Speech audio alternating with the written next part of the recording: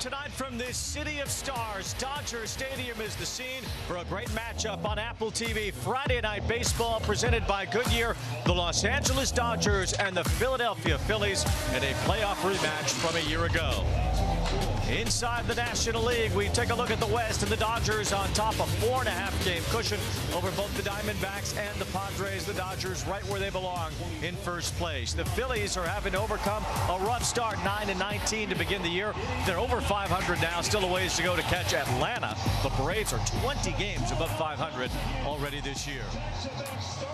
Alongside Dontrell Willis, I'm Wayne Randazzo. We come to you from Dodger Stadium tonight with two teams that met in the NLDS last year and look like they could be headed for October again this year. Plenty of firepower on both sides. All-stars, MVP, Cy Young candidates. This is going to be a fun one tonight. Well, Tani's both. He is both a former MVP now 4 times over, and he's a legitimate Cy Young candidate in 2026. As we take you through the star-studded years of Shohei, beginning in 2021 when he really took off as a two-way player. The coming out party of those first 2 years, showing the power and the mound presence. It was truly fun to watch, and it put the world on notice. And this MVP run started in 2023, the first of 3 in a row, 44 homers to lead the American League last year. Dynamite on the mound as well. He took his talents to the Dodgers, the big contract, the 50-50 year. There was never anything like it. That looks like good money right now because he continues to win MVPs and world championships as well. Truly solidifies himself as one of the best players of all time. And back on the mound in the middle of last season and this year, for the first time as a Dodger, is running through that two-way gauntlet, but he's pitching better than ever. You know what? That's the only award that's not in his back pocket is that Cy Young Wayne, and he is gunning for it right now. As you can see that ERA, the best in baseball. Now he's heated up at the plate as well, a 13-game on-base streak, and he's in the #1 spot in the Dodger order here tonight. Well, the Phillies had to shake off a 9-19 beginning, kind of reminiscent of 4 years ago. They ended up in the World Series after Rob Thompson took over for Joe Girardi. Now they're hoping Don Mattingly will lead them in the same path that Rob did 4 years ago. Well, I love what Donnie Baseball said. He said he knew this group is experienced, and there was this matter of time but they're going to play better. You look at that ERA, that's almost 3 runs lower. To solidify that with Zach Wheeler in that rotation was Schwarber in that lineup. He hits lefties, he hits righties. I'm putting it out there right now on wax. He's going to hit 500 home runs. The way he covers the baseball, that short, easy swing, there's not a ballpark in the world that can hold him. He's been on fire. 9 home runs his last 15 ball games. Man, he is fun to watch. He leads the National League in homers this year, over 200 now in just a 4-year stretch going back to 2022. Only Aaron Judge has more. His home runs per at bat, just an absolutely ridiculous stat when you look at Schwarber with these great all-time home run hitters. And that home ballpark is made for that short swing, line-to-line light tower power. So the Dodgers and Phillies here tonight at Dodger Stadium. And don't forget, there's another 2-time MVP in the house. Bryce Harper's here, and he'll be standing by with Heidi Watney in just a moment.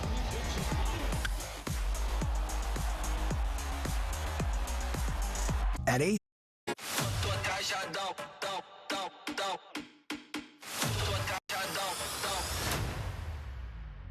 How about just end the night? Max Muncy with a hat trick. And it's 6 scoreless for Zach Wheeler on the hill tonight. First pitch of the game. The pitcher hits it out. He did it again. My goodness. A rocket from Kyle Schwarber. Oh, a 3-home run day for Andy Pages. Welcome back to Friday Night Baseball on Apple TV, presented by Goodyear. Phillies taking on the Dodgers for the first time since LA eliminated them from the NLDS last season. And the Phillies did not get off to a good start this season. In fact, they were tied for the worst record in all of baseball on April 28th. And that day, they fired their manager, Rob Thompson, naming Don Mattingly the interim manager. But since that day, the Phillies have taken off. They own the second best record in the entire sport at 20-8. And I had a chance to talk to Bryce Harper. I asked him about that rough start to the season, which led to a manager he liked getting fired. Yeah, I mean, I think just it's a sense of urgency. You know, once that happens, your manager gets fired, and like you said, I had so much respect for Topper and what he's done for this organization and what he did as a manager, a first-time manager, right? I mean, coming in the middle of the season, we go to the World Series and everything else.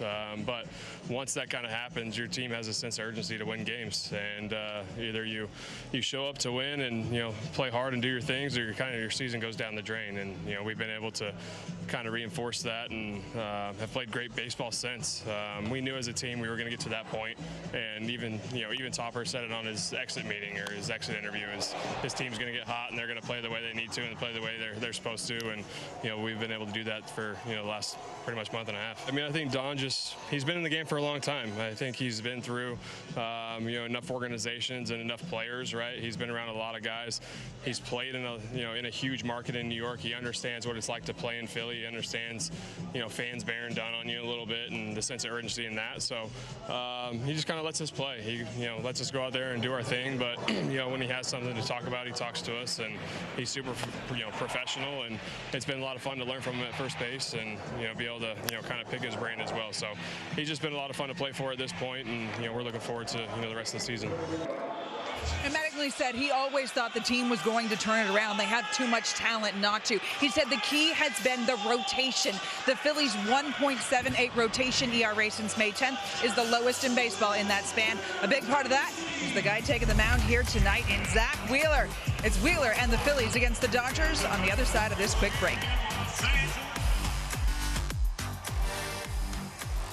Okay, it's just a Red October returns to Philadelphia for the 4th consecutive year. It's the 2025 National League Division Series. Shohei Ohtani, not only the DH, he's the starting pitcher today. We've never seen this in Major League Baseball. 2-0 Phillies on the triple by J.T. Realmuto. Kike Hernandez plates a pair. Teo time in game 1. And all of a sudden, Citizens Bank Park resembles a library. Jesus Luzardo is locked in early. Blake Snell, 9 strikeouts. Ohtani's first hit of the division series adds another for L.A. Castellanos delivers a huge hit and brings life to Citizens Bank Park. Freddie Freeman with the scoop, and the ball game is over. Kyle Schwarber with a tape measure shot. Realmuto hammers the pitch from Clayton Kershaw. It's gone! It clears! 2-homer night here in game 3. Tyler Glasnow with 8 strikeouts and a strikeout. Sanchez to his signature pitch, the changeup. A go-ahead double for Nick Castellanos. Upstairs, ball 4, tie game. Bases loaded. Kirkring trying to send this one to the 12th. Mahez breaks his bat. Kirkring gotta find it. Throws to the plate. Oh my goodness! He throws it away, and the Dodgers have won.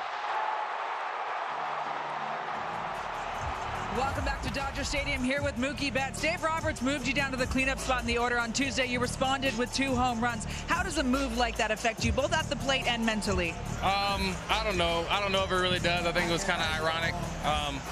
But I'm here. I'm just trying to do what I can wherever I can in the lineup and help the boys win. All right, the team had 2 more key injuries with Kike and Teo this week, yet you guys just keep trucking along with the 2nd best record in all of baseball. How are you guys able to do that with the long list of injuries this year? I mean, it's just next man up. Of course, we want those guys to hurry and get back, but everybody knows their responsibility, and everybody here can play baseball, so it's time for us to show it. All right, thanks, Mookie. Yes, ma'am. Well, I think they've been showing it.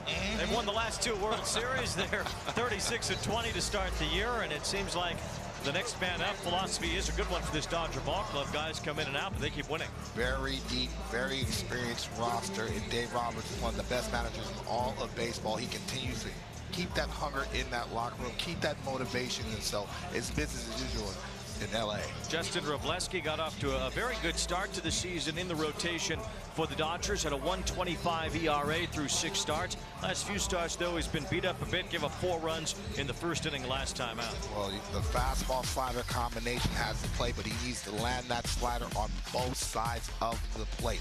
Also, the fastball velo is something that I'm watching, anywhere from 94 to 97 miles an hour at the top of the zone, but really doesn't pitch a lot of soft contact. So to navigate this lineup, you have to do a good job of keeping this Philly lineup in the yard.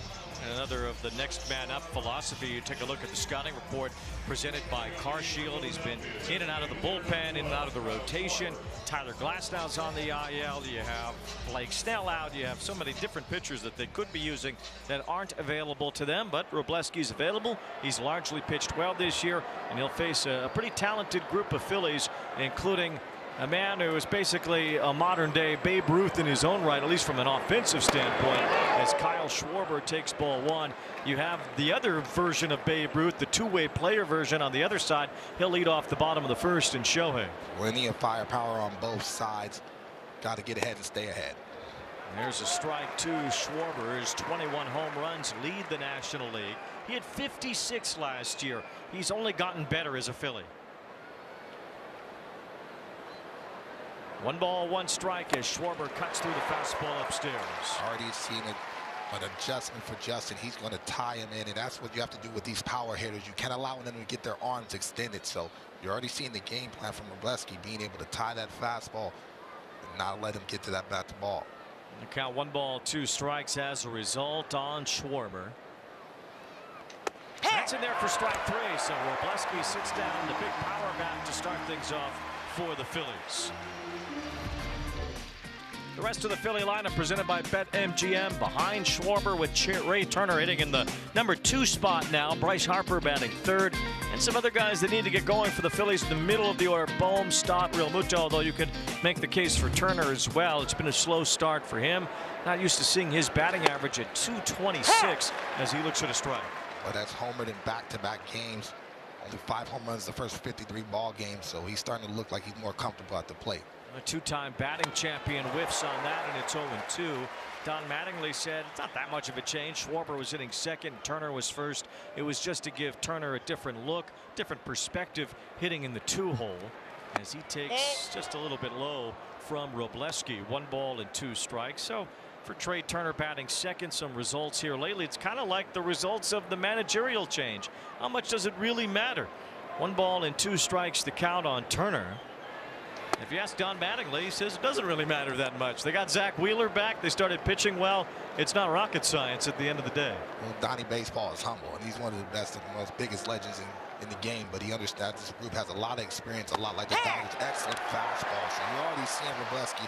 That velocity is at the top, being able to throw that fastball at 97 miles an hour. There's a called 3rd strike. We'll check ABS challenge powered by T-Mobile, and it will remain strike 3 as Turner, like Schwarber, goes down looking. Excellent pitch at the bottom of the zone. You'd be able to have that, to be able to get ground balls. Not a lot of swing and miss, but that's the scouting report. But they're swinging and missing already early. Seems like Wroblewski is fired up for this matchup so far. Well, Wroblewski had a game earlier this month in which he worked 6 innings against the Cardinals, gave up no runs and had no strikeouts. He's already had 2 to start this game against the first 2 Philly hitters. Now Harper, as he takes ball 1. The last Dodger pitcher to do that, he had to go back to 1991, and the veteran Mike Morgan for a 6-inning scoreless start with no strikeouts by a Dodger like Wroblewski did early in May. 1 ball, 1 strike on Harper. It's a low strikeout rate. It's a very low whiff rate, but so far 2 batters, 2 strikeouts, and he gets a whiff on Harper to make it 1-2. Sharp velocity with that slider, anywhere from 88 to 90 miles an hour, and so throwing that slider that hard, difficult for the hitter to pick up the spin and the depth change. 2-2 now on Harper, who's had a really good start to the season. 13 homers. He's driven in 33. The 2-time MVP in the National League, Bryce Harper. Swing and a miss. Well, who says Justin Wroblewski can't strike anybody out? He has never struck out the side in the first inning until now.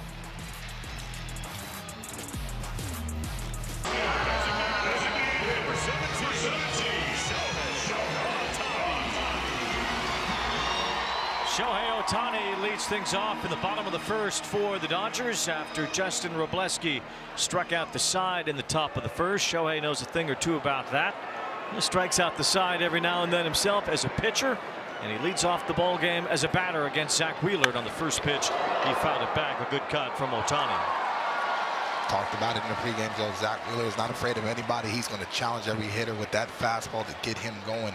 It's a big-time matchup off the bat. Now Wheeler afraid of nothing and no one. Gets the fastball by Shohei there, and it's 0-2. Wheeler lives at the top of the zone with that fastball. A lot of strikeouts over the course of his career, and he's been brilliant in 6 starts since coming back from thoracic outlet syndrome. And that 4-seam fastball, you can see the vertical movement of that Hitters is hitting .077 over the last 2 seasons. He's been healthy off that pitch. Shohei fouls one away. The Phillies have won all 6 of Wheeler's starts so far this year. He had deep vein thrombosis last August. The vascular version of TOS is easier to come back from, and he was able to come back relatively quickly, making a season debut this year on April 25th. 0-2, and it's in the dirt. No, although it's reasonable to ask, how would that National League Division Series had looked different if Zach Wheeler was available to the Phillies? 1,000%. And I think both sides think about that in the back of their mind, just because he's one of the best postseason pitchers in his generation as well. 1 ball and 2 strikes on Shohei leading off the ball game. Swing and a miss, strike 3. Wheeler went to the back door with the breaking ball and punched him out. The rest of the Dodger lineup behind Shohei, as that lineup is brought to you by BetMGM. No leadoff homer tonight for Ohtani, but Andy Paz can drive in some runs. 50 RBIs, leads the majors. Freddie Freeman, Mookie Betts, former MVPs. Kyle Tucker, the big contract in the offseason. Max Muncy has had a good start to his year. Paz puts the first ball in play tonight after 4 straight strikeouts to begin the game, all from familiar names. Paz pops out to Bryson Stott. We've already seen the arsenal from Zach Wheeler, but the 4-seam fastball has to play all day long. They feel like his velocity is starting to gain after each start. 4-seam 30% of the time. That sinker and that split finger has to play, especially to the left-handed power to the Dodgers. 2 outs, base is empty. Here's some left-handed power in Freddie Freeman. As he lifts it toward the left field corner, slicing toward the foul pole. It is gone! A home run! Freddie Freeman keeps it fair and continues a long track of success against Zach Wheeler.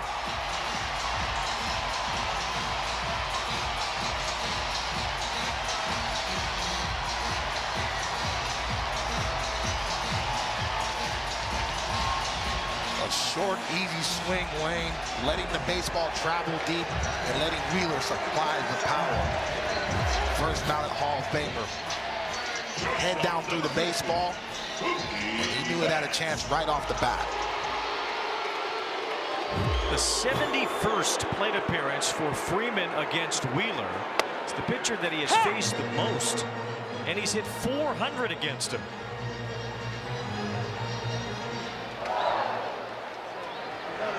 His 3rd career home run off of Wheeler. As Mookie Betts comes up empty, and it's 0-2. That was just a shot to the left field corner, and he kept it fair. Very difficult to do, especially with that fastball running to the arm side, and so you really have to get on top of that to muscle it that way. Wheeler couldn't get Betts to chase there, although more batters chase against Wheeler than any other pitcher in the major leagues.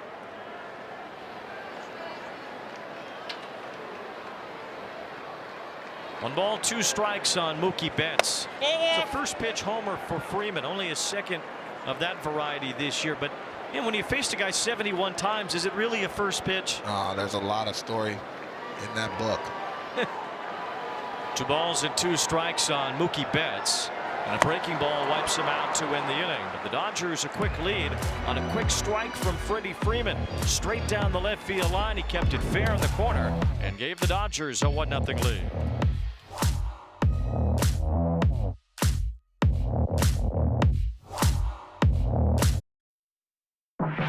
Friday Night Baseball on Apple TV is presented by Goodyear. From Dodger Stadium tonight in Los Angeles, where the Dodgers have an early 1-0 lead. Freddie Freeman homering off Zach Wheeler.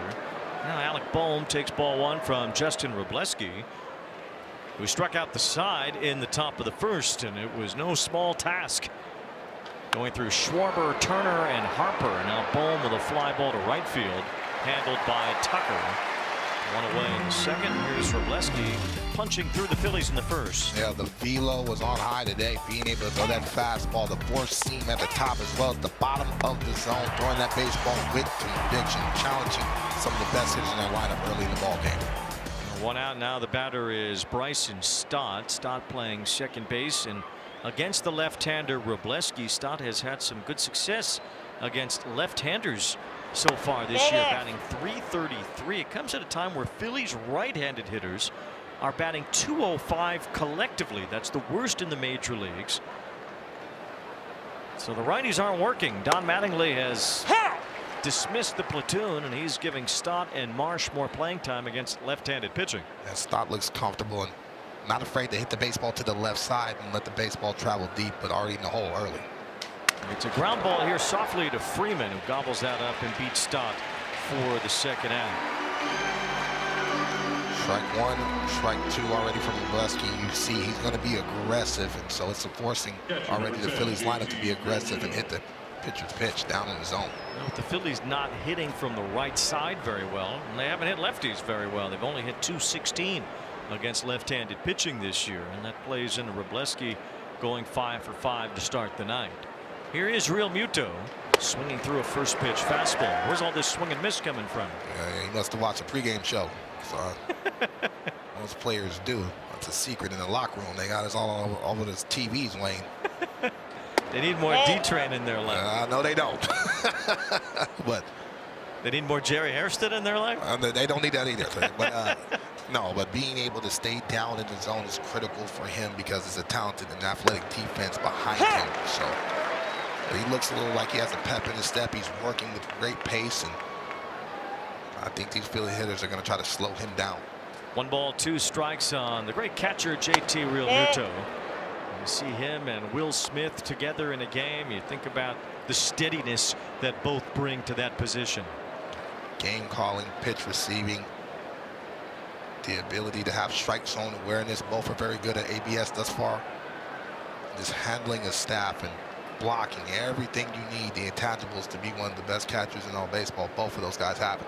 2 balls, 2 strikes on Real Muto as he laces one foul to the left side. And it's still 2-2. Real Muto has certainly been one of the best catchers in baseball for a long time, going back to his time with the Phillies here since it started in Philadelphia in 2021. But good years in Miami before that as well. And Will Smith has really taken off in these last 5 years as well. And side by side in that regard, as the ball boy had a little bit of a journey to go get that one off the bat of Real Muto. Run all the way down to Pasadena. 2 balls and 2 strikes with 2 out and nobody on. Real Muto chops one to short. Mookie Betts waits for it. And after his gather, a throw to Freeman to end the inning. Wrobleski 6 up, 6 down to start the night. Tonight's aerial coverage brought to you by Goodyear, born for the track, built for the street. We'll take a look at our Goodyear drone cam over beautiful Dodger Stadium tonight. Sun setting in the background over the mountains. There's downtown LA. What a scene it is. And now for D-Train's weather report presented by Ricola. It is the easiest weather report in the world. Ricola. It is beautiful out, Weezy. That's it. What else can you say? Here's Kyle Tucker. Sun shines a little brightly, I think, even more so when you got a $60 million a year deal like Tucker did in the offseason. You want to talk about chips with dip. You don't got to worry about guac is extra. It's a lot of money. Not too much for Tucker to worry about these days in that regard. Well, he's hit just .245, 4 home runs to begin his time as a Dodger. Facing Zach Wheeler to begin the bottom of the second as Tucker drives one toward the left field line. Marsh is chasing it near foul ground and makes the catch right before the sidewall to retire Tucker. 1 out.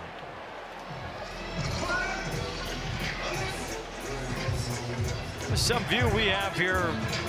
Center behind home plate. Vin Scully's booth here at Dodger Stadium. You just can't take anything like this for granted. This is perfect. Honor and respect to be in the house that Vin built. One of the greatest narrators of our sport of all time. 1 out, nobody on. Max Muncy is the batter. It's Joe and Orel's booth now. Hey, they know better than that. I respect Joe and Orel. They're one of the best.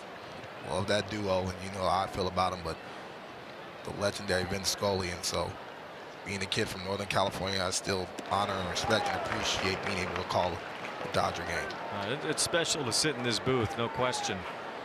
As you look out at Dodger Stadium and San Gabriel Mountains and the sun setting here in LA, this is baseball blue heaven for sure. As Muncy bats with 1 out and nobody on, he hits a high fly ball right pretty deep Garcia's back for it. He's at the warning track, all the way to the wall. It's gone. Two Dodger veteran lefties have homered in the first 2 innings. First Freeman, now Muncy.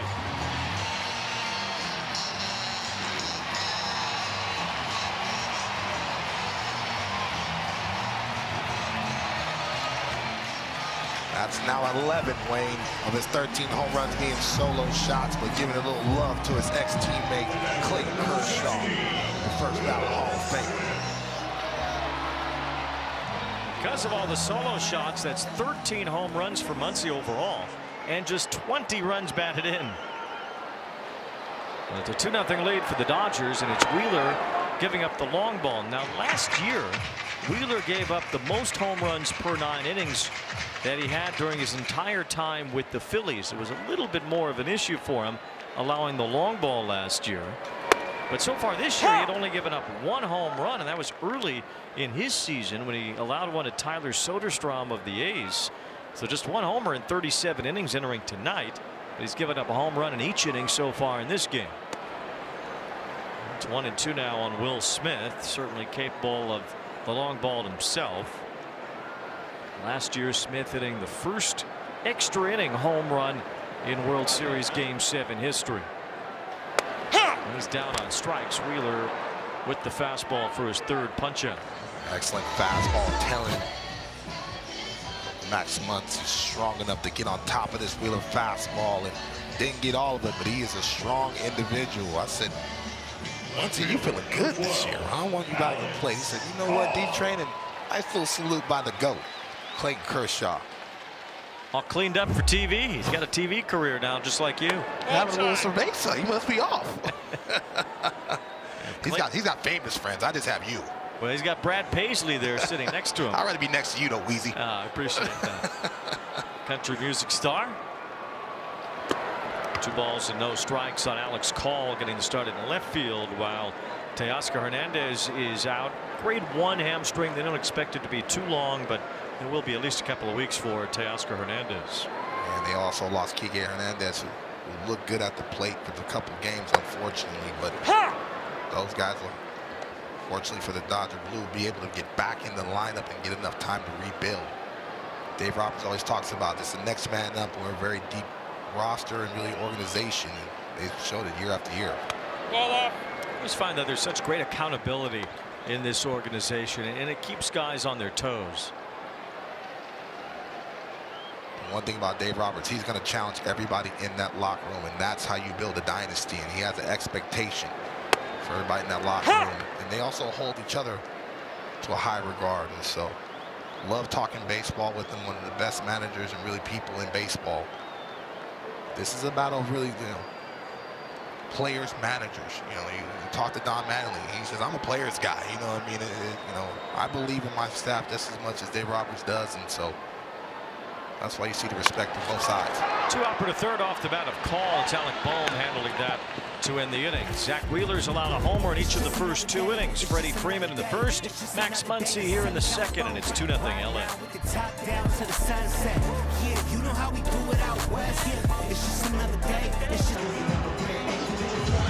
Tonight's odds courtesy of BetMGM. It is a crowded field in the NL Cy Young race. The Phillies' Christopher Sanchez has taken the lead with his incredible start. He has not given up a run in 44 2/3 consecutive innings. But get this, there are 6 National League pitchers who've thrown at least 50 innings with a sub-2 ERA, including Shohei Ohtani with his 0.82 mark. I asked Dave Roberts, who's going to be managing the All-Star game in Philly in July, if he had to pick today which one would start the game. He said, that's an impossible question, guys.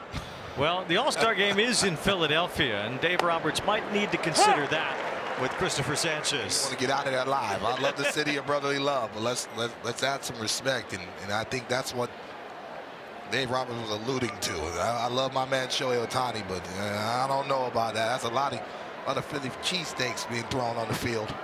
Brandon Marsh leading off here in the 3rd. Sanchez now 44 2/3 consecutive scoreless innings after he shut out the Padres the other day. He's getting there. He's really close now. Just a couple of starts potentially from Oral Hershiser's record for the most consecutive scoreless innings at 59. 2 balls, 2 strikes on Marsh. Well, when you think of that streak, I went 24 innings, and it felt like I didn't give up a run for a year. 44 is remarkable. And then it gives Lord to really the Bulldog, Laura Hershiser, being able to do that for that long, truly impressive. Well, he joined Hershiser as the only pitchers to throw at least 39 innings while allowing 0 runs in a calendar month. Hershiser, of course, in September of '88 with that streak. As Marsh goes down and strikes, Robleski has fanned 4 of the first 7, 1 out here in the third. This was the other day at Petco Park in San Diego, 7 innings, and the big 0 there in the run column. And I love that Don Mattingly said he was a little shaky in the beginning. I said, well, that's shaky, man, shake and bake, because once he's able to settle in, having that changeup and that slider combination in 97 and 98 in the back pocket doesn't hurt as well. The Phillies are 11-1. In the last 12 games started by Wheeler and Sanchez. So that's what Don Mattingly's point was earlier. The managerial change is kind of whatever. You got Wheeler back. You have Sanchez not even allowing 1 run for a month. That's a big reason why the Phillies have turned things around. Well, Wheeler stabilized the rotation. It starts and ends on the mound. If you have consistency on the mound, it takes a lot of pressure on the offense. And all those guys, Luzardo included, they have swing and miss, and it's very important, especially in their home ballpark, because that's a hitter-friendly ballpark, to have swing and miss, and man, they all possess it. No balls, 2 strikes on Adolis Garcia, new to the Phillies this year after long tenure with the Texas Rangers. Had a remarkable postseason in 2023. Has not quite been able to get back up to that standard since. Dropped off pretty considerably the last couple of years. The Phillies hoping he can find it again, but he's only hitting .201. Ball time. He takes ball 1.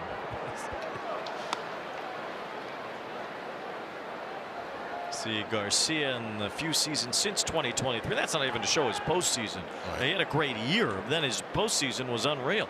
2-time All-Star, but has struggled the last 16 games. Is 3 for 47. Still 1 ball and 2 strikes, and mentioned just the overall lack of production from all the right-handers on this Philly roster. But they're still winning ball games, especially over the last couple of weeks, and really leaning on that rotation. 1-2 the count. And a fly ball hit to left. This is deep. Back for it, Alex Call, but he has just enough room near the track to haul it in. Garcia gave it a ride, but he's the second out here in the third.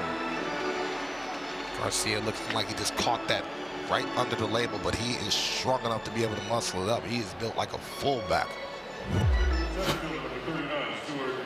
Breaking ball, catching a little bit too much of the plate and catching it right on the label. Didn't have enough. 2 out. The number 9 batter is Stuart Baroa as he fouls one with a bunt attempt. Baroa was added to the roster with Otto Kemp going to AAA. Phillies also put Aaron Nola on the paternity list and added a reliever, Nolan Hoffman, to their bullpen. 0-2 now on Baroa, career minor leaguer. Spent a little time in the Dodgers organization last year, mostly in the Blue Jays farm system.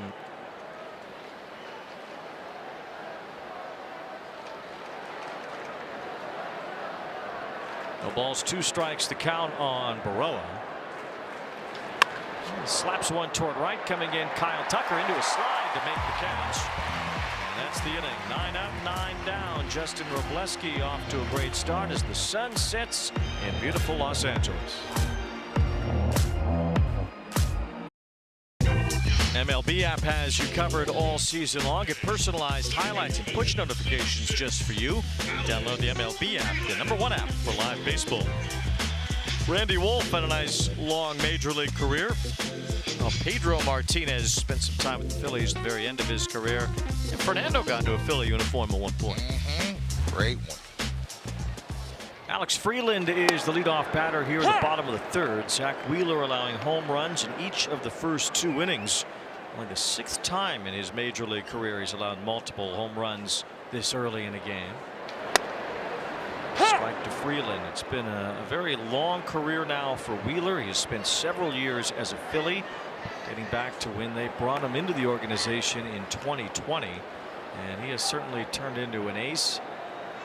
living off that 5-year deal initially and then getting another contract that takes him through 2027. He says he's going to retire after that contract is over.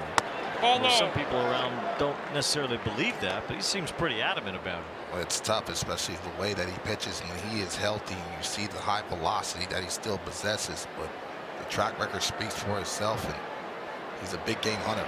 You know, when Jacob deGrom pitched for the Mets, he used to take the mound to that song "Simple Man." Zach Wheeler almost lives it as much or more than deGrom does, and the two were very close in New York, and you see a lot of deGrom in Wheeler. Wheeler's just been able to stay healthy. Freeland with a fly ball to left. This one moves Marsh over. One out here in the third.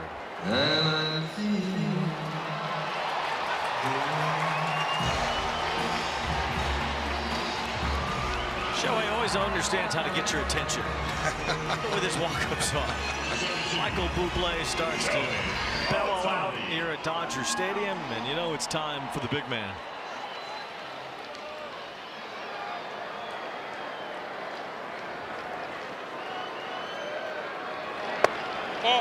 All one to Shohei's third season as a Dodger. First two, he won the MVP and the World Series. Trying to make it a trifecta this year. The Dodgers looking to be the first National League team to ever three-peat. And Shohei rips one deep to right. Garcia's out near the wall. It's gone! The spectacular Shohei rises this crowd to his feet again.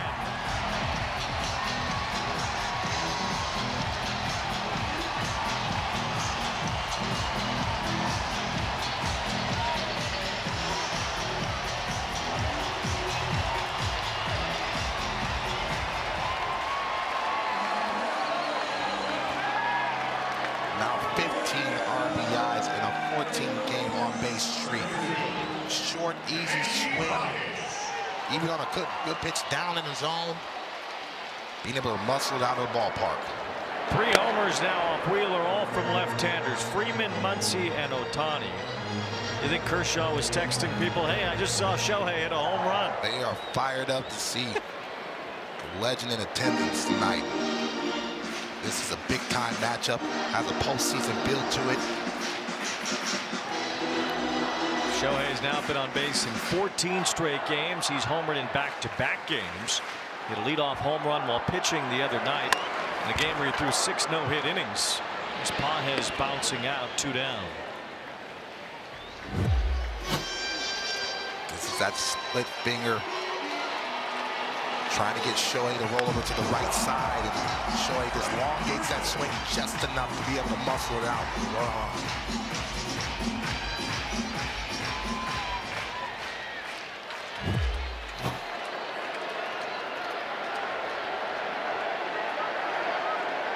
There's Freeman taking ball 1. The other night, Shohei 6 no-hit innings, also hit a home run. It was a leadoff homer.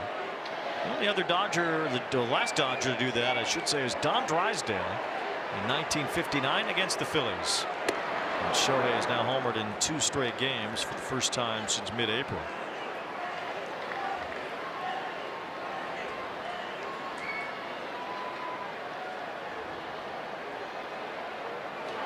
All time. 2 balls and a strike. This is a tough team to come back against. The Dodgers have won 19 in a row when leading by multiple runs. They have a 3-0 lead early. Wrobleski hasn't even allowed a base runner yet. 2 balls, 2 strikes on Freeman with the first Dodger homer in the first inning. Well, everybody knows in the ballpark that Zach Wheeler is going to be able to continue to use that fastball, but I feel like that split finger and really that slider started to use it early in the count to try to slow these Dodger hitters. Fly ball to left. This is Brandon Marsh in position toward the corner to end the inning. Well, the Dodgers have homered in each inning. Freddie Freeman in the first, Max Muncy in the second, and now Shohei's turn. The bright lights at Dodger Stadium, and the Dodgers are in a 3-0 lead after 3.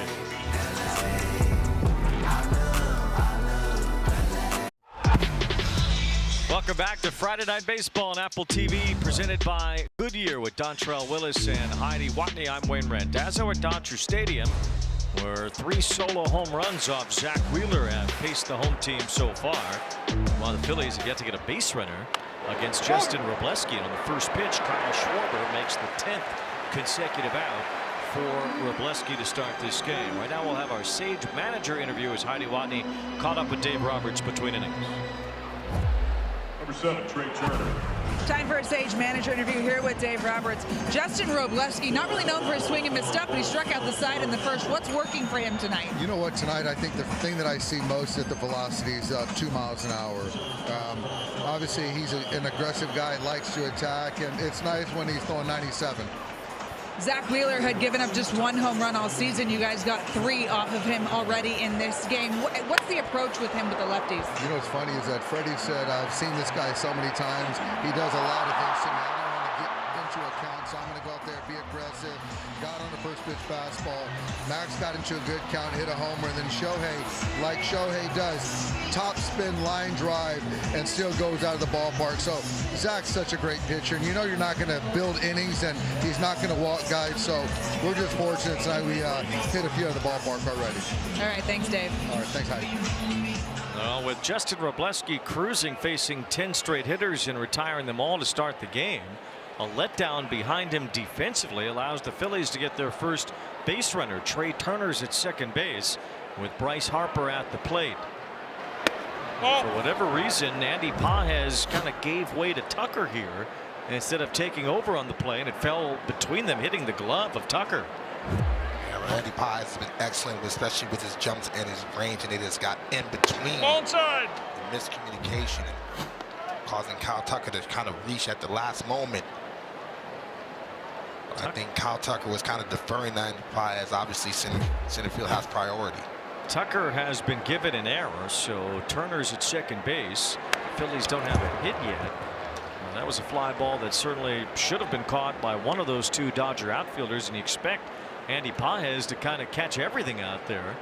I mean, it was Pages who basically slammed Kike Hernandez down to save the World Series last year. See if the Phillies lineup can take advantage of the miscue. Harper went around. 2 balls and 2 strikes. Harper struck out his first time. What do you think has caused the velocity uptick for Wrobleski here tonight? He's just fired up for the matchup, the environment, and he has this in his back pocket. You've seen him throw 96, 97 in the playoffs.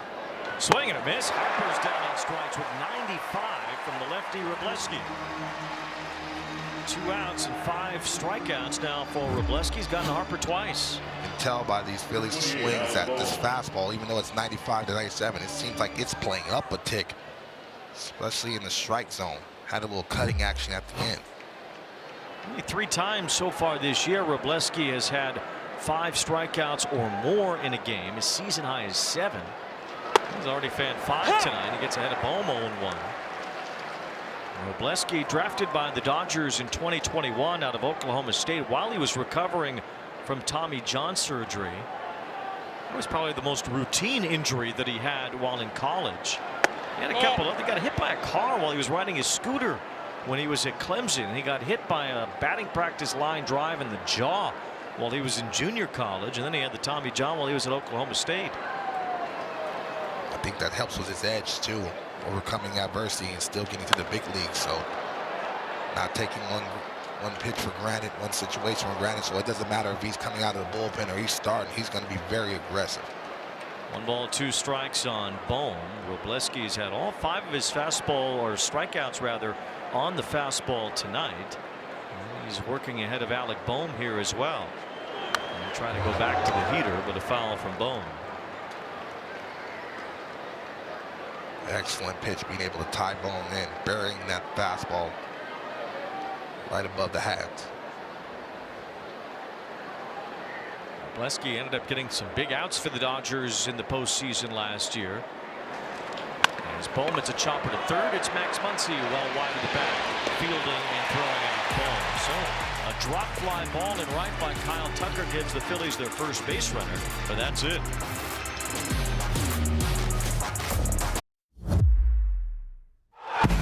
Time for a Sage manager interview here with Don Mattingly. Zach Wheeler had been so good this year. That's 3 tough left-handed hitters he gave up home runs to, but what are you seeing from him? No, I think he's okay. Freddie hit a pretty good pitch. Usually I'll see that ball slice. I've been watching Freddie for way too long, seen him do that. And it looked like Maxie tried to get in there and just left it out over the plate. And Shohei does Shohei stuff. What's the biggest challenge taking over for a manager who got fired in season? I don't know. It's the first time for this, so really more than anything just trusting our guys and getting us on track and knowing we had a lot of season left. And I knew we had a talented group, so it was a matter of just getting us on track, start walking, start winning 2 out of 3, and then go from there. All right, thanks, Don. Okay. Well, Donnie Baseball, and that is really a sight to see. Don Mattingly with the Phillies as the interim manager. He said he thought about walking away from the game and not getting back into coaching after last season when he was the bench coach for the Blue Jays. So Dave Dombrowski kind of talked him into it. Don't forget his son Preston is the general manager as well for the Phillies behind Dave Dombrowski's leadership there. He's back in a managerial role. Of course, his first job as a manager was on the other side here at Dodger Stadium, where he managed the boys in blue for a number of years. Mookie Betts chopping one to Bryson Stott. That's 1 out here in the 4th. 3 division titles at the helm for the Dodgers as well, and so you look at his experience, and this is Donnie Baseball, one of the best players in our game's history. Look at the manager for the Marlins. He said, "Hell, that was a tough time over there." I said, "I know your feelings about that as well, being a former Fish, but you just see that track record, and you never hear a bad word about him, not as a player, not as a manager, not as a coach." And so he loves the game, and he loves being around the players as well. Had about a 6-year span as the Yankees first baseman, where he was about as feared of a hitter as there was in the American League at that time. And he's had a nice long managerial career after his time with the Dodgers and the Marlins. The ball's at a strike on Tucker. He said that basically he feels like he's made a good manager despite being a great player. You don't see a lot of great players become good managers. He said he really had to work for everything that he got as a player, and he thinks that helps him be relatable to players, whereas maybe some other great players had it more naturally gifted to them. Well, that's the common denominator between Donnie Baseball and Dave Roberts. You know what I mean? They had to really grind to be established in the big leagues, and so I think they can relate not only to the superstars but to the journeymen as well. And so you unite a locker room being able to talk about experiences, and both of those guys, they love baseball, but they also love about hearing about your families and things that you're going through to really tap into. Hey man, I care about you as a person. You know, there's numbers. This is a numbers game, but once you realize your manager and your coach cares about you, you run through a wall for you. Counts 2-2 on Tucker, and a wave and a miss on a ball in the dirt for strike 3. 4th strikeout for Wheeler, who's allowed 3 solo homers, or Adobe standout scores from Freeman, Muncy, and Shohei. Yeah, that was a good pitch by Wheeler. That is a better swing by Freddie Freeman. This is the one that Max Muncy made a living off of, being able to get on top of the strike zone and being able to muscle it. And like Don Mattingly said, Shohei doing Shohei things. For 98% of the major leaguers, that's a double off the wall, but he's a different human. Ball in. Ball 1 to Max Muncy. The Dodgers disposed of both the Reds and the Brewers pretty quickly on their road to the World Series last year. It was a little bit tougher against the Phillies, although the Dodgers did win the first 2 games in Philadelphia. But the Phillies were the winner in Game 3 here and almost pulled out Game 4. That game went into extra innings. The error by Kerkering ended it. And again, as we mentioned earlier, there was no Zach Wheeler for the Phillies as he was pulled out of the season in August. But that 2025 World Championship flag is blowing out there in center field. It's an enormous flag, and it kind of looms over a Phillies team that really wants to win one of those before this group can't do it anymore. 3-0 is the count on Muncy. There's a high pop-up. Harper sizing it up to see if he has a play near the Philly dugout. It's not a play. Phillies made the World Series in 22. They were the favorite in the National League Championship Series in 23, going home, needing to just put away the Diamondbacks, which they could not. They were knocked out early by the Mets 2 years ago and the Dodgers last year. They've gotten close, but they want to finish this off here at some point. And with a group that's getting older, you feel like time might be running out sooner than later. Strike 2 to Muncy. We look at the Bryce Harpers, the JT Realmutos, this core group that's been there, that's very experienced. You can't but help feel like, time is running out and that window is closing. Once he reaches out and taps one to Harper, that will end the inning. Now the championship flag sits over Dodger Stadium. Back-to-back world champs, and they have a 3-0 lead on the Phillies tonight.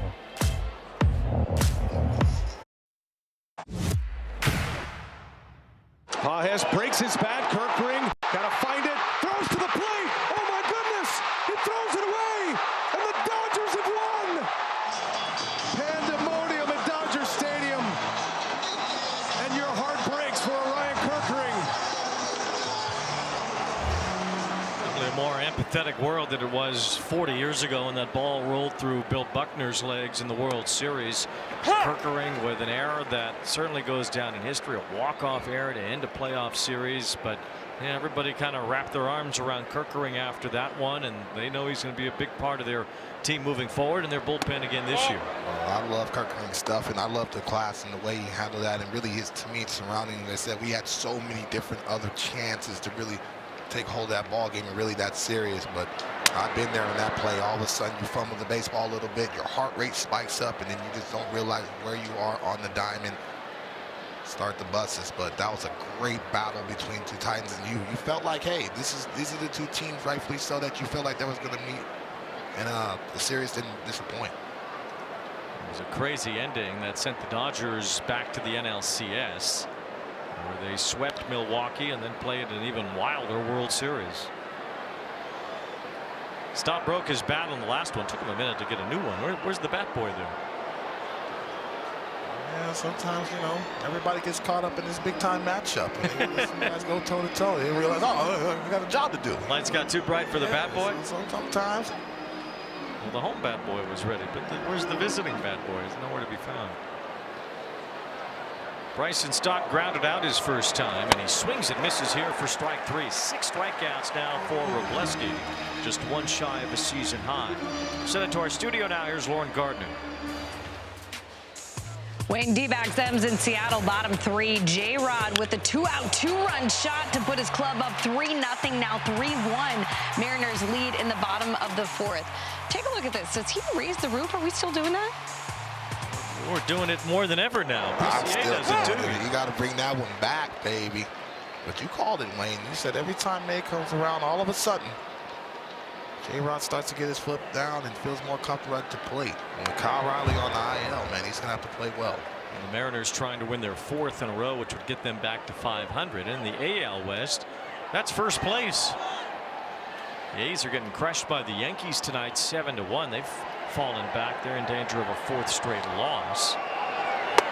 As Real Muto is down on strikes, and Justin Robleski is just mowing down the Phillies with his fastball tonight. He has struck out 7, which ties his season high, and all 7 have been with the fastball. The life of the fastball. Yeah, he has command of it on the glove side, but that was a fastball on the arm side, and so being able to throw the baseball with conviction east and west, key so far, and that's what he's doing. The other time this season that Robleski had 7 strikeouts in a game was May 10th against the Braves. That was that game when he went 8 2/3 innings but gave up 7 runs in that game. As Brandon Marsh looks at a strike. Robleski's only allowed 1 man to reach, although it wasn't his fault. Kyle Tucker charged with an error on a ball that was in right center field. As Marsh swings through that, and it's 1-2.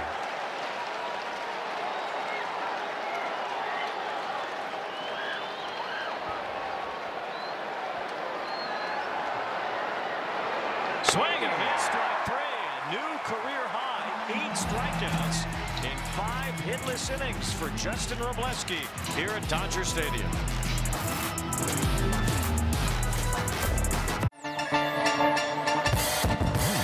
It's just another day. It's just another day. It's just another day in sunny California. Ride around with the top down to the sunset. Yeah, you know how we do it out west. Party all night with the stars to the morning. 3 solo homers, and Justin Robleski have lifted the Dodgers so far tonight. 3-0 they lead in the bottom of the 5th. First pitch strike from Wheeler to Will Smith. Wheeler has only allowed those 3 base runners on the solo home runs. He has not pitched out of the stretch tonight. There's Will Smith with a fly ball to right center. This is sent back. Garcia's at the wall, and that's gone. 4th solo homer for the Dodgers. And this time it's Will Smith. They are taking advantage of mistakes in the strike zone, Wayne. Now you're seeing the true power of this lineup and the depth as well.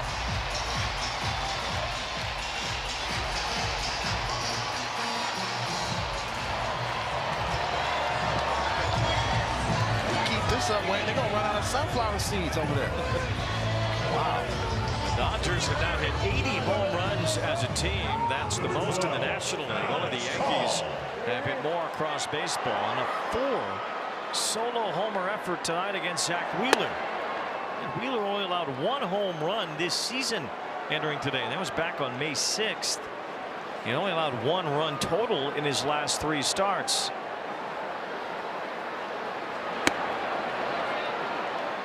It's only the second time Wheeler has allowed 4 homers in a game.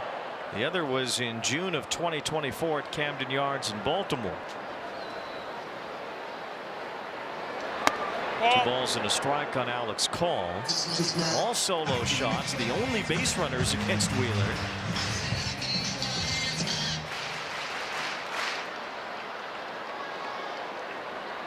Now we asked Dave Roberts before the game, in the grand scheme of things, in the big picture, if you see the Phillies again this year, would tonight be something to think about when you face Wheeler again in an important game in October? And he said it was probably too early for that. They just wanted to beat whoever Wheeler was tonight. Well, they have beaten him with the long ball. 4 hits, all solo home runs. Yeah, well, so far so good as far as the approach for the Dodger lineup, being able to square up the mistakes, because he doesn't make many. But if you look at this rotation, Tim, you have Sanchez, Luzardo. They're going to face some high-level swing and miss weapons in the postseason. They match up with them. It's a full count on Alex Call. And it's popped foul and out of play. All the home runs have been early in the at-bats tonight. Freeman's was on the first pitch. All 4 have been within the first 3 pitches of an at-bat. What are the Dodgers trying to get to early in these at-bats? Well, you know Zach Wheeler throws strikes, so you don't want to allow him to get comfortable not only with the fastball command, but now starting to land that split finger and that breaking ball. That's too much for the hitter to cover, and you're going to be 0-1. Excuse me, 1-2. Or 0-1 in the count. And so going up there with that mental approach, you see something, especially belt high elevated, you have to be able to square it up and put it in play. And so far, the Dodger lineup has done a good job of that. Wheeler has had his troubles here at Dodger Stadium. 10 home runs allowed in 5 starts. Alex Call takes ball 4. Real Muto did not challenge it, so Call does get the walk. See, that's a fastball middle. They want that ball tailing in to try to tie up Will Smith. And again, once he gets his arms extended, how many times have you seen Will Smith be able to show power to right center? Wheeler's now given up 12 homers in his career against the Dodgers. That's the most home runs he's allowed outside the National League East, where he has pitched his entire career between the Mets and the Phillies. Alex Freeland looking at strike 1. Real Muto had a chance to challenge that 3-2 pitch to Alex Call, but he let it be as ball 4. All time. Real Muto has a high success rate when he does challenge, but he doesn't challenge very often. He's challenged less than the Phillies backup catcher Rafael Marchand. Real Muto is 14 for 18 in ABS challenges behind the plate so far this year.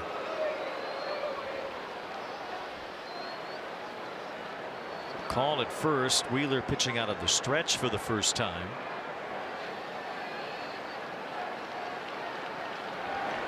All time. 2 balls and a strike on Alex Freeland, who flew out to left field his first time.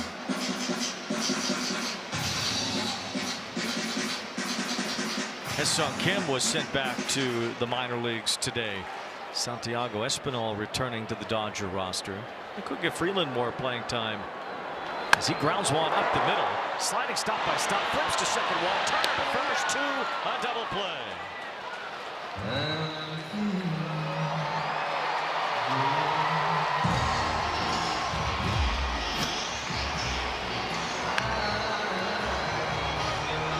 Nice play by Staub up the middle. Being able to get to that backhand, but pop up very quickly. You know, Trey Turner has howitzer for our arm. Being able to make that double play huge, especially Shohei up in the plate. Empties the bases. Here is Ohtani. Although an ultimate scoring threat, Shohei out in front of that. No balls and 1 strike. Batting glove came apart there. Maybe the padding on his arm. Shohei tonight with his 163rd home run dating back to the start of the 2023 season. Breaks a tie with Schwarber for the second most in the majors during that time, only 2 behind Aaron Judge. 10 home runs now this season for Shohei.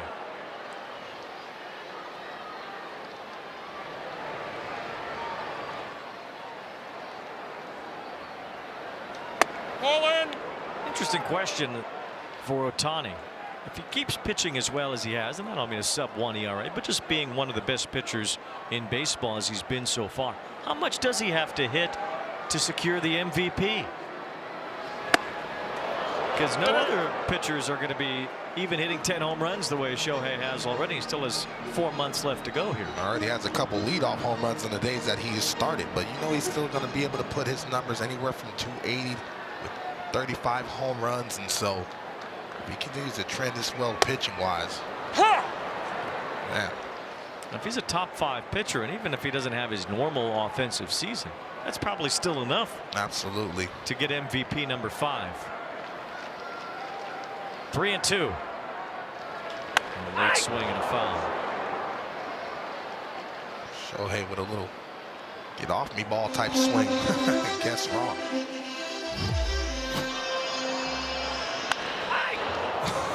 And letting everybody know in his dugout, heads up. 3 balls, 2 strikes again. This time a little earlier, but a foul off to the left once more. Over the last couple of weeks, you can tell that Shohei is letting that baseball travel deep. Early on in the season, that split finger that he hit out, he would have rolled that on the ground trying to be too pull happy, but now he seems more comfortable and his sights are going to left center. Lines this one to center field and has a base hit. Well, you said it, and he did it. 2-out single. Fun to watch. Wheeler did an excellent job slowing him down with the breaking ball. But now in the same position, different pitch, but his eyes are looking down at that, being able to cover that split finger. Like Dave Roberts said, nobody's as good as top spinning that baseball, but again, showing the ability to be able to elongate that swing and stay in the center of the field. Very important for him. He's 10 home runs away from 300 now as a major leaguer. See, we saw him just a couple weeks ago, and it felt like he was spinning out and really trying to pull the ball. His eyes were going to the right field foul pole, but now he's staying right back up the box. Espan is flipping one to shallow right. It's Stott chasing it and making the running catch to end the inning. Leadoff home run from Will Smith. The Dodgers teeing off on Zach Wheeler tonight. 4 solo homers and a 4-0 lead.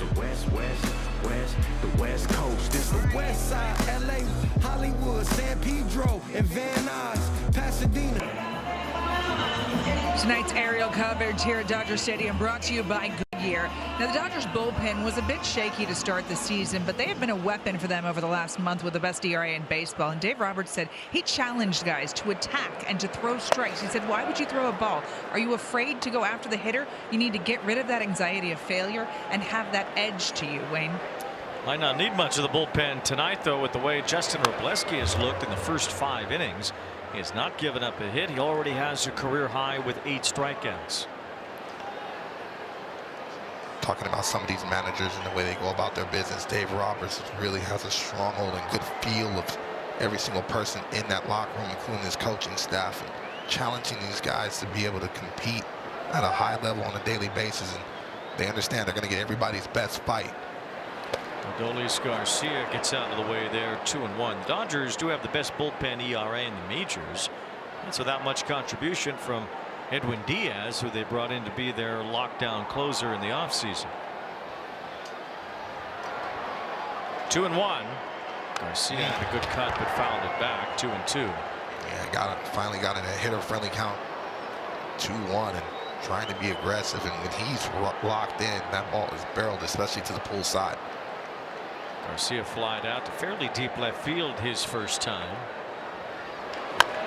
It's a bouncer here. Mookie Betts grabs it and throws it. And Freeman handling that to retire Garcia. So it's the first out here in the 6th inning. Robleski has retired every batter he has faced except for Trey Turner, who had a fly ball to right center field. There was some miscommunication between Pages and Tucker out there. The ball hit off Tucker's glove, and he was charged with an error.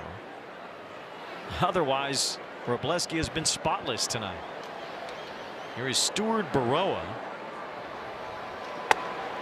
He takes strike one. I think his rhythm and really pace has been outstanding. He's not letting these Philly hitters really think about the adjustments mid at bat. Big boys in the Philly lineup coming up behind Baroa. Robleski gets through them again. Well, it starts to get pretty interesting here in Los Angeles. It's Trey Turner and Kevin Long, the Phillies hitting coach, in front of him. Schwarber on deck. He'll bat in this inning. No balls, 2 strikes. And Baroa stays alive. Fastball still popping at 96.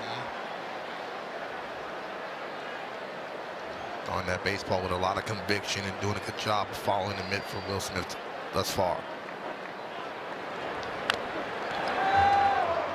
Baroa is battling here, still 0-2. Baroa called up today. He was hitting .250 at AAA for Lehigh Valley after being picked up from Milwaukee earlier in the year.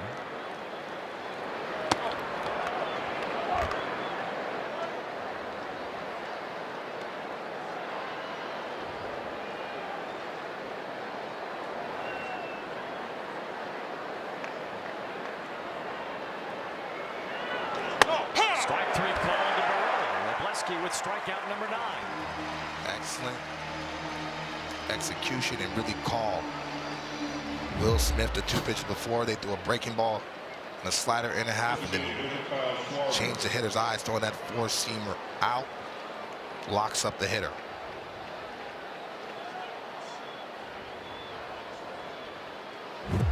So 2 outs and the base is empty. Here's Schwarber. He takes strike 1. A big bopper at the top of this Philly lineup has struck out and grounded out tonight.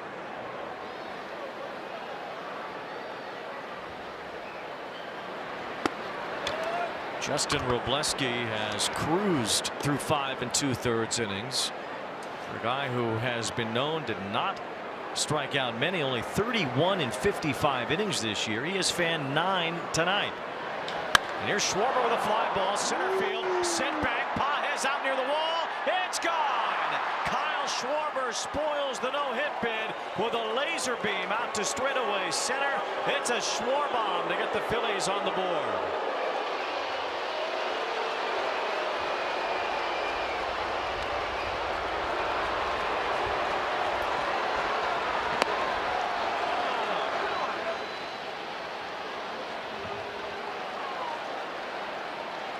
Wayne, you want to talk about grown man strength.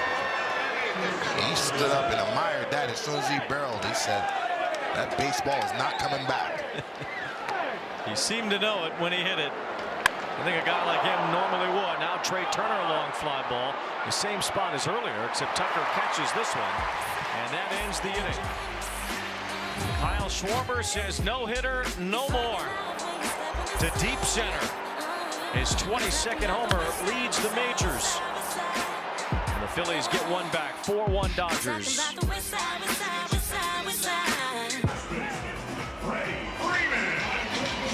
Well, this kid had the Freddie Freeman jersey on, but then Schwarber hit a homer, so time to switch it up. It's a man of the people. I like that. He likes his left-handed hitting sluggers, I guess. Got the Schwarber jersey over the Freeman jersey. I bet you he hit bombs too.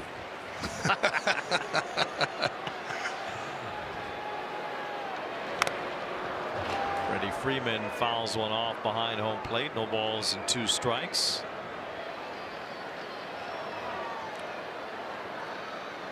man's been doing it at a high level for a very long time. Still has elite bat-to-ball skills thus far. Oh, no.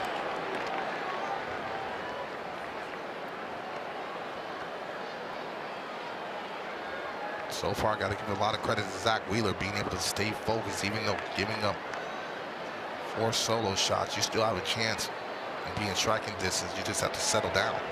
It's only been the night of the solo home run. 6 hits in this game and 5 solo homers, 4 by the Dodgers, and now the 1 by the Phillies.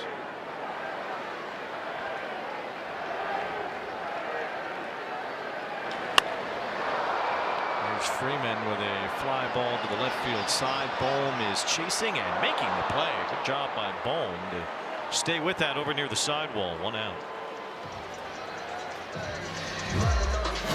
Being able to give a glance to see where that ball is against the wall.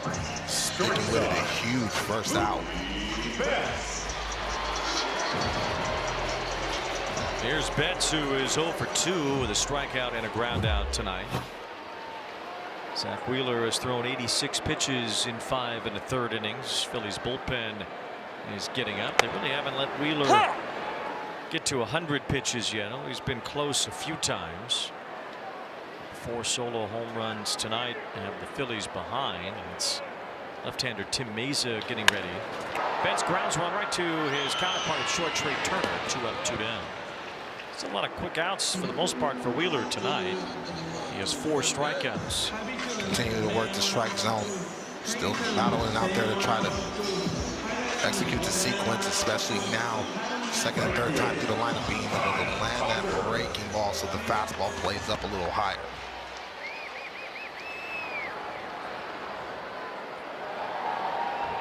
Kyle Tucker stands in now. He's 0 for 2. Cheered a little louder than I think he normally would have when he put that ball away off the bat of Turner in the last half inning after he dropped one earlier in the game. Pops this one toward the left field side. It's Marsh with a long run. He's there near the line, and that ends an inning that went pretty quickly for Wheeler. 1, 2, 3 on 9 pitches. Welcome back to Friday Night Baseball on Apple TV, presented by Goodyear. Bryce Harper was a Gold Glove finalist at first base last season, but his defensive metrics this season haven't been great. I asked him why he thinks that is. He said it has a lot to do with positioning early in the season. He felt like he wasn't in the right spot to field the ball, was relying on his second baseman to cover. One of the things he said he loves about Don Mattingly is his experience at first base and what he's talked to him about and helped him to improve at the position, Wayne. Certainly a pretty good first baseman to learn from. Don Mattingly, now the interim manager of the Phillies. Harper has struck out twice tonight against Justin Robleski. Mattingly was straight up a lefty, though. Harper throws right-handed, even though he's a left-handed batter. But I love that about positioning and knowing your range. And now I'll put the responsibility on your second baseman. And so even though you're an MVP, you can still get better.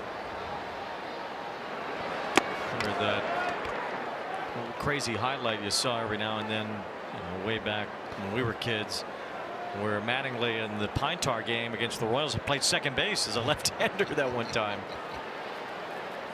2 balls and 2 strikes on Harper.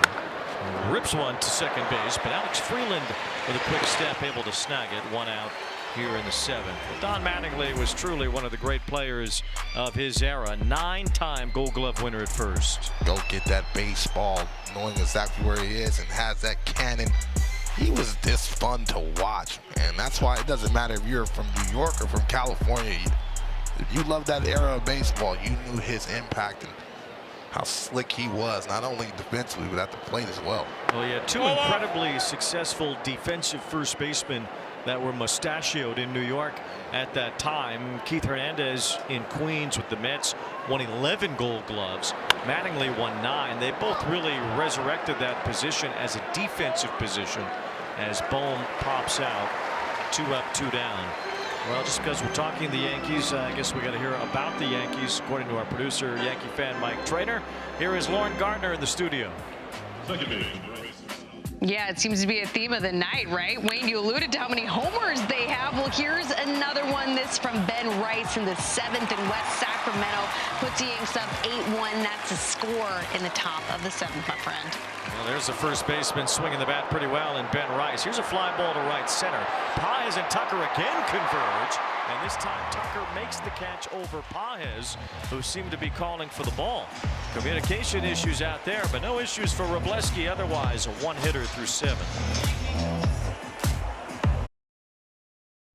Game 7 of the World Series last year was one for the ages, an all-time classic. Blue Jays and Dodgers. It looked like Ernie Clement had won the World Series for Toronto. Andy Paez shrugged off Kike Hernandez, tracked down that long fly ball, left Clement and the whole country of Canada in shock. And here tonight, some communication issues in the outfield between Kyle Tucker and Andy Paez. Tucker dropped one earlier. This time they were both calling for it, and Paez had to watch as Tucker made that catch out on the warning track. Ball inside. Kyle Tucker trekked all the way up, basically to that spectrum sign, which is right center field. So glad you didn't see another collision. Max Muncy is leading off here in the bottom of the 7th against Mesa. As he looks at a strike, Muncy had a home run earlier. 11 of his 13 home runs have been solo shots this year. For the most part, he's been healthy in the first 2 months of this season, something you really couldn't say over the last couple of years. So taps this one back to the mound, and Mesa retires Muncy, 1 out.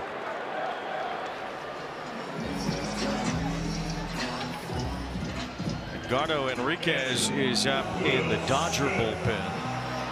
Wrobleski gets near the end of his road tonight. What a performance it's been by Justin Wrobleski so far. And absolutely outstanding, using that fastball command to really speed up the Philly hitters, and the second and third time through the lineup, landing that breaking ball with just pure aggression and really mound presence from Justin today.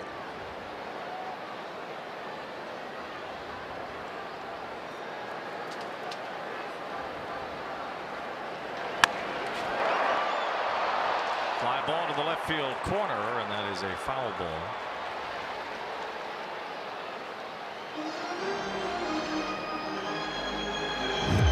That's awfully close. Will Smith hustled out of the box.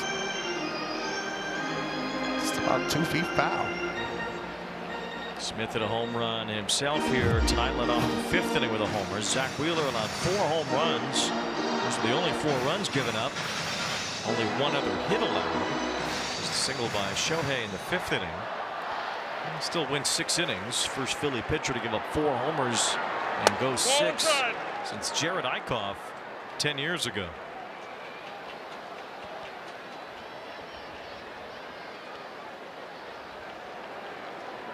The drone cam shot.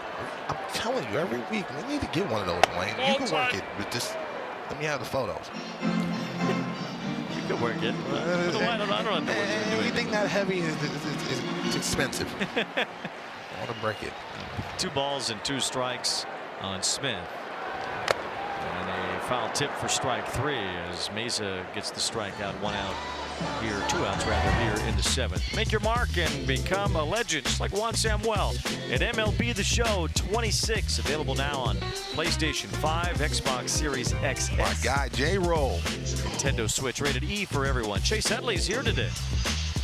Also, my guy, a lot of cool battles between Chase Utley and J-Roll in the Philly uniform. There's some good Philly teams too. As Alex Call sends one to left, this is Brandon Marsh waiting to end the inning. Quick inning for Mesa, 1-2-3 on 9 pitches.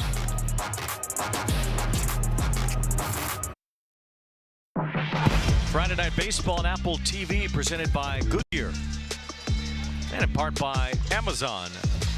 Save the everyday.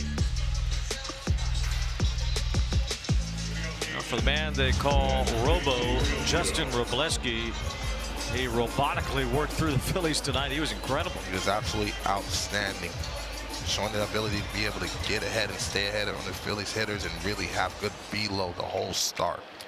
Very hard throwing Edgardo Enriquez is on the mound here in the 8th inning. You have to kind of label the hard throwers and separate them as we go along here, because But everybody throws 95, 96, 97, but not everybody throws 101. I remember when 95 used to be cool. It's a below average fastball, especially for some of these flamethrowers that are coming out of his bullpen, and Enriquez is one of them, averaging 100 miles an hour on the fastball. If he threw 95, the trainers would come out to check on him. This guy has a blazing heater. Will Smith's going to win this challenge. 101. The catcher's challenging the On ball. the outside corner, ABS challenge for the Dodgers, powered by T-Mobile.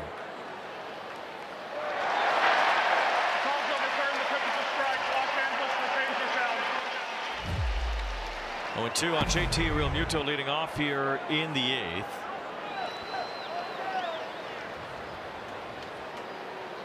Phillies only have one hit. Schwarbaum in the 6th. Kyle Schwarber to dead center off Robleski. The only hit he gave up in 7 innings with 9 strikeouts.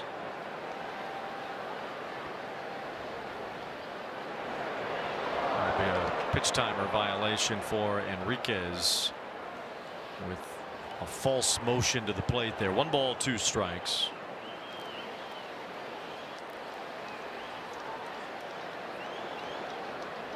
Right-handed batters are hitting just 119 off Enriquez so far this season. Well, nobody's hitting this Dodger bullpen lately. 1 ball, 2 strikes on Realmuto. And a broken bat pop up to shallow right. Freeman goes to get it 1 away.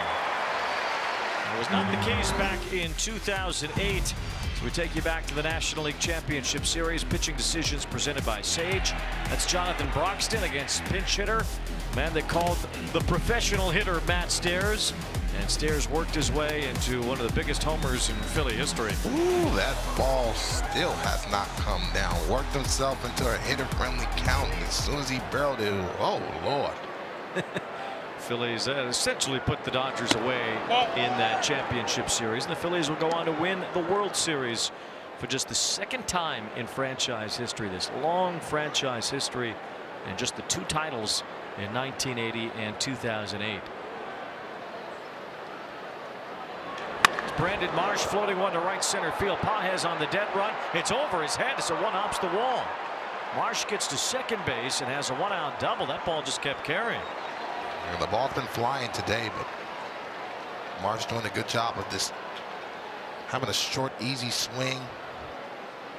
Enriquez throws hard. This felt like it was just a cutting action fastball down in the zone. And Andy Pages playing to the left field side.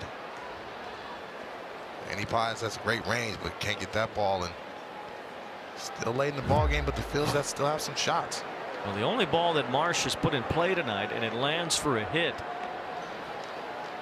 is Adolis Garcia. It's a bouncing ball up the middle. It's Betts ranging to make the play. 2 outs as Marsh goes to third. Just want to briefly highlight an article from Mike Petriello today on MLB.com, bringing attention to Marsh, who has a .374 career average on balls in play, the 2nd highest ever of all time. Only between Ty Cobb and Rogers Hornsby on that list.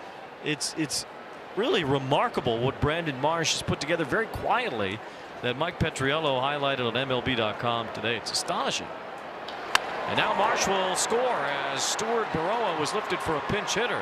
Well, that's Baroa himself batting left-handed and knocking that ball to center to bring home Marsh. So the Phillies get another run, and it's 4-2. I've actually liked Baroa's at bats today. He's been able to cover the breaking ball as well as that fastball, and didn't waste any time just staying short. And I think that might be Enriquez's day. But that's a fastball middle in, and not a lot of guys can be able to get their foot down early and be able to turn him around.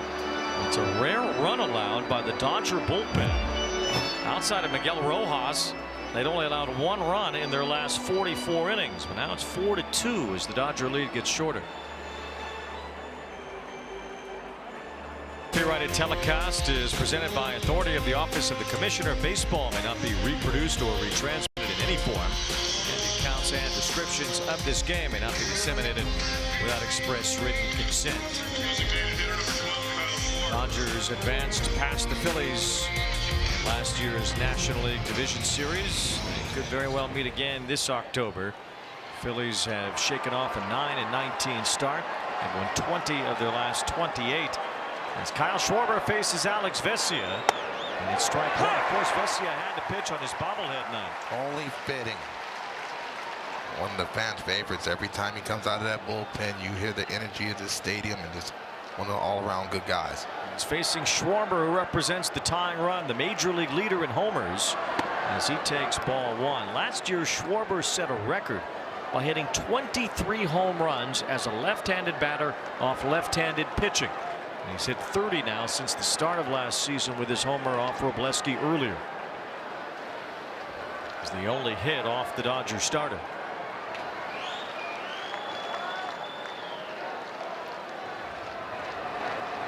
Two balls and a strike. Schwarber broke a record set by Stan Musial initially and tied by Matt Olson recently with 22 home runs off lefties, hitting 23 of his 56 last year off left-handed pitching.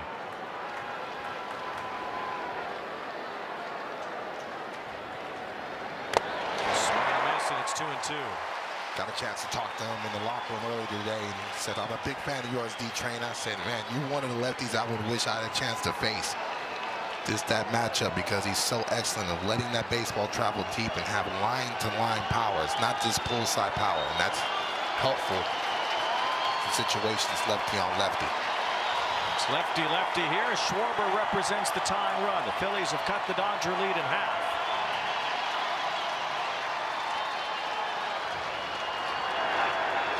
Now it's 3-2 on Schwarber with the former Dodger Trey Turner on deck. Alex Vesia pumped up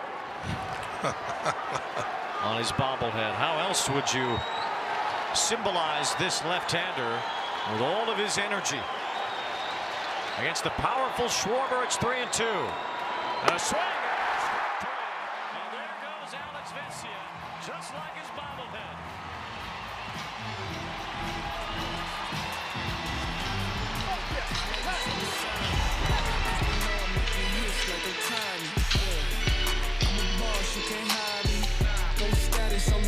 That inspire me. Maybe I'm a vet at they Dodgers had a 4-0 lead after 5 thanks to 4 solo homers. Phillies have gotten a couple of runs to make it closer. Already it's the bottom of the 8th inning. Miguel Rojas hitting for Alex Freeland as he takes a strike from Tim Meza. Used to be that when a pinch hitter was announced in between innings, you can go run out there and take the pitcher out. You can't do that anymore, so Meza has to face Rojas. Nobody's up right now in the Philly bullpen anyway. Well, you still have Shohei on deck, so they want Meza to be able to have that same matchup lefty on lefty.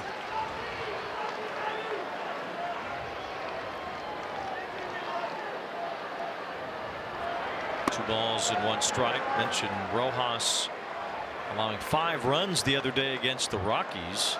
Otherwise, the Dodger bullpen has allowed just 2 runs in the last 15 games, including tonight. The Phillies scoring in the top of the 8th. A span of 45 innings pitched by Dodger relievers. Rojas flips this one to the right side. Harper won't get it. It's in the dugout. Guys down there in that bullpen like Cal Hurt really emerging. You saw Enriquez, and it really is the next man up, but losing Diaz galvanized that bullpen and say, hey, we have to step up collectively and play better. And Dave Roberts thus far has done a good job of putting them in favorable matchups because the starting rotation has been consistent in making that game short for the bullpen.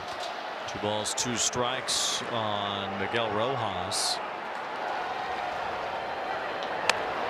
Another pop-up. This one will stay in play for Stott in shallow right field.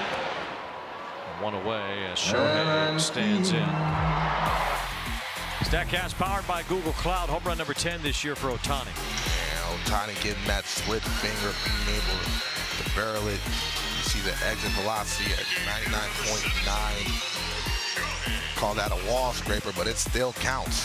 375 feet, just 1 arm. Getting close now to 300 career home runs in the big leagues. He's 10 away from that as he grounds this one sharply and through. It's his 3rd hit tonight. He has been rolling offensively for the last couple of weeks now. Yeah, he's surging. He just looks more comfortable at the plate. Talked about it earlier about the let the fast travel deep, but lefty on lefty, not trying to pull. little bit of a toe tap, and really taking what the pitcher gives you, and not trying to do too much.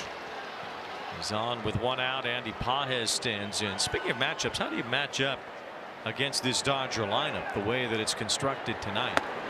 Lefty, righty, lefty, righty, lefty. It just goes all the way through almost that way. You have two lefties back-to-back, Tucker and Muncy, and then two righties back-to-back, Smith and Cole. That doesn't happen until you get to the 5 through 8 spots. No, and we talked so much in this game already about their depth.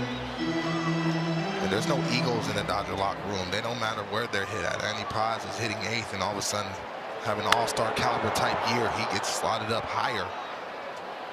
Mookie gets slotted down, just trying to work his way back, homeless twice. And so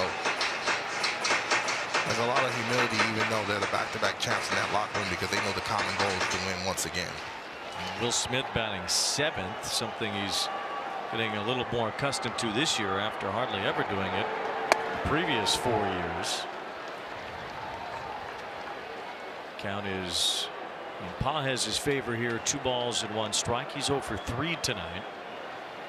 Major league leader in RBIs, 50 runs batted in already in a breakout year for Pages. Fly ball right center. This one sent back. Baroa's out near the wall. He's got it right in front of the fence. Shohei thought about tagging up, but remains at first as Baroa gets it in. 2 outs.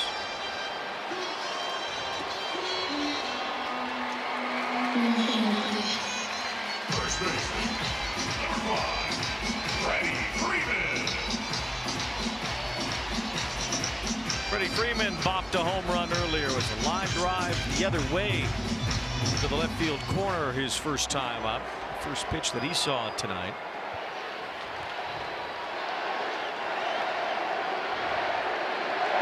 Shohei Ohtani was debating on if he wanted to be able to attack up in advance to get himself in the scoring position and try to allow Freddie to have another shot to be able to add another run, and they didn't know a lot about Baroa's arm strength, especially that deep center field. 1 ball, no strikes. With his extra base hit earlier, Freeman is only 1 behind Albert Pujols for the 2nd most extra base hits ever by a first baseman. Todd Helton is number 1 on that list. Albert had a whole bunch as a DH and even as a 3rd baseman early in his career.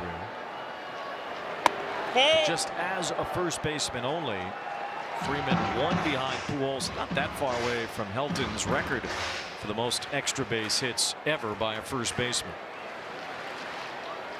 Look at that list. Wow. As you said earlier, at this point, there's no questioning his Hall of Fame candidacy. He's his patent stats at this point. He's still playing at a high level, does an excellent job really keeping his body in shape. He's 14 hits from 2,500 in his career. Another milestone soon awaiting Freddie Freeman. 3-2 the count. I believe he can get to 3,000. Obviously, health plays a factor into that, but as far as talent of being able to drive the baseball line to line. Will he play long enough to get to 3,000? That's part of it, too. Inside out swing and a roller to Alec Bohm as he gathers and throws out Freeman.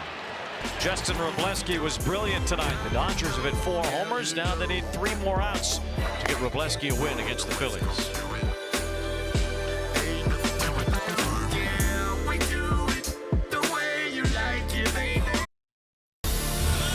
Formula One travels overseas next week for the Monaco Grand Prix. Stars will align as the grid tackles the unforgiving barriers, narrow straights, and sharp climbs of the iconic street circuit in Monte Carlo. Watch it live June 5th on Apple TV, the U.S. home of Formula One. Tanner Scott absolutely blasting mother here at Dodger Stadium as he tries to get the save here tonight. It's his first save chance in a couple of weeks. With a 4-2 lead, he'll face Harper after Turner and then Alec Bohm. Yeah, he's been outstanding, especially the last 7 appearances, 12 strikeouts, no earned runs. It's been a redemptive season so far for Tanner Scott. Swing and a miss by Turner. It's 0-2. What's changed for him? the tilt on that slider right there, and really just the aggression. He feels comfortable talking to him. He took that season personal that he underachieved, but again, with Diaz down, bullpen by committee. Turner with a fly ball to right, easy for Kyle Tucker. One away here in the top of the ninth. Miguel Rojas has stayed in the game to play second base. The Dodgers try to protect a 2-run lead on behalf of Justin Robleski, who had his best game as a big leaguer tonight. Absolutely outstanding, especially going up against one of the tougher lineups in the National League and one of the most experienced lineups. And the fastball command was there all day long and really making some of these tough hitters look silly.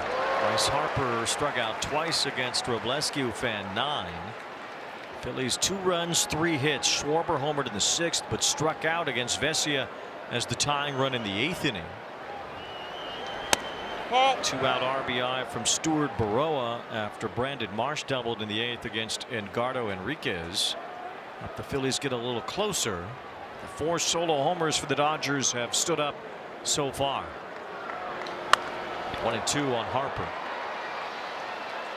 Will Smith has done an excellent job getting these Dodger pitchers to try to tie up Harper and Schwarber besides that home run, but he's been driving that fastball to try to speed up their bat and open up the off-speed away. Harper fouls one back. Scott gave up a home run against Cleveland on April 1st. And then the last time he gave up any runs, we were here for it when the Cubs and the Dodgers met a month ago on April 24th. He has not allowed a run since then. Just the 3 runs all season for Tanner Scott, rebounding off a bad year last year as Harper stays alive. Too good a pitch by Scott right there in the middle of the zone.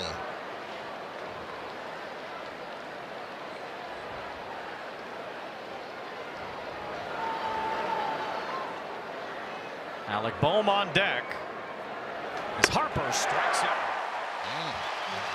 That's that romaine lettuce, crisp. 98 in the back pocket.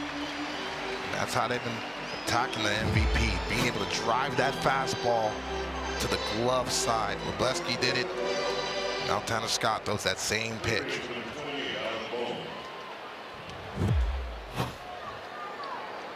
"11 times the Phillies have struck out tonight. Harper's gone down 3 of those times. And here's Alec Bohm taking ball 1. The Phillies have been on a roll. Challenging the ball call. As this is challenged by Will Smith, and he's wrong. The call's confirmed. The pitch was a ball. Los Angeles has 1 challenge remaining. Each team still has 1 challenge left. The Phillies have won 10 of their last 11 on the road. They just swept the Padres earlier this week in San Diego. Their bats have been quieted tonight. Zach Wheeler couldn't keep the Dodgers in the ballpark. Sometimes when you have a big time matchup, 2 aces, and Robleski really stepped up, and you saw the motivation and really the heart with the velo early in the ball game, being able to strike out the side in the first. The Dodgers do still have 1 challenge left. And Will Smith lost one in this at bat. Count is 2 balls and 1 strike on Bohm. That's just a bit outside for ball 3. Stott on deck would represent the tying run. Tanner Scott's got to be aggressive and make Alec Bohm earn that pass to get on base.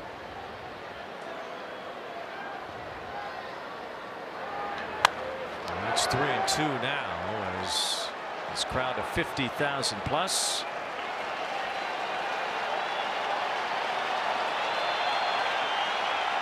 Thinned out a little bit. The Dodgers trying to get to 37-20 on the year. Fly ball to right. Kyle Tucker is there. 4 solo homers for the Dodgers tonight. And an excellent performance from Justin Robleski lead to a 4-2 win over the Phillies. Robleski was absolutely outstanding. You want to talk about front line mound presence. He had it all game long, executing the game plan, being able to show the ability to follow Will Smith's glove all night long. A little bit of a surprise with the velocity touching 97, 98, even in his final inning. It's the 7th win of the year for Wrobleski. For Wheeler, it's his first loss. First time the Phillies have even lost one of Zach Wheeler's starts, as the Phillies just could not figure out Wrobleski tonight. And Zach Wheeler, bit by the lawnmower, only allowed 1 homer all season in his first 6 starts, 4 in this one. Well, the Dodger lineup seems to be locked in right now. They did not miss the mistakes from Wheeler. Every time he made a mistake with those fastballs up in the zone, it hurt him. Even the breaking ball and the split finger. But now you're seeing the depth and really the power of the Dodger lineup, even without Teoscar Hernandez in the lineup as well. And it all happened in a very tidy 2 hours and 3 minutes. You still to make dinner tonight, Weezy. What's up? You buying? What's going on? We didn't even break a sweat tonight. But these two teams and these two sides respect each other, and they know all roads lead through each other down there the postseason. Might take Heidi longer to go get this interview than the game took. Well-pitched ball game. And even though Zach Wheeler gave up a couple home runs, I still felt like when he was able to settle in, he didn't get into the stretch until the 4th or 5th inning. And look at that jacket. You know, show up on the Dodger postgame show wearing that. Sportsnet LA will never be the same. They got me on it. It's never the same. Justin Wrobleski, really one of the best performances as a big leaguer, probably his very best one. Struck out 9, a career high, allowed just 1 hit, and he is standing by with Heidi Watney. Yeah, Justin, you came out firing tonight. You took a no-hitter into the 6th inning, a career-high 9 Ks. What was working for you? Yeah, I just think, you know, internal scouting, I think we did a really good job of kind of creating a game plan for today, and we went out there and executed. I think we stayed on the attack pretty well. Will obviously called a great game and had a great game hitting too. So, yeah, it's just a whole lot of support and just a good outing in general. Your velocity was up tonight, averaged more than a mile per hour faster. You touched 97 a couple of times. What's behind that increase? Yeah, I think something clicked for me today. I don't know. I can't tell you exactly what it is, but I felt back to myself today as opposed to kind of the way I've been. I've kind of been searching a little bit for that extra tick that I usually have. So it was encouraging tonight to kind of see that and kind of see the fastball play like I know it can play. You've been trending that way the last couple of starts. Is there something you've been working on to increase the velo? Not anything in particular, just kind of getting back to being me, getting back to just the normal stuff that allows me to throw hard. And yeah, just I think also too, it's just part of a long season. I have ups and downs. I usually throw harder in June. That's just kind of the way it's been for me. So we're almost to June, and maybe that's just what's happening. You talked about the offense behind you, homers in the 1st, in the 2nd, and the 3rd, again in the 5th. Does that take some pressure off of you, seeing those guys go do that? Yeah, for sure. I mean, when you know you have an offense like we have, I mean, obviously it gives you confidence to go out there and just attack and try to get him back in the dugout. And then for me, just going against a guy like Zach Wheeler, I know, you know, he's a stud. He's someone I've watched forever, and, you know, super cool to kind of get to go against a guy like that. So I know he's going to put up zeros, so I got to do the same. And yeah, it's just see if we can win a ball game. Thanks, appreciate it, Justin. Yeah, thank you. Back to you guys. Now Justin Wrobleski certainly had it working tonight. Says, you know, just the warmer weather gets him going again. He's a June guy. Well, late May worked out for him as he struck out 9, allowed 1 hit. The Dodgers beat the Phillies 4-2. We'll be back to wrap it up.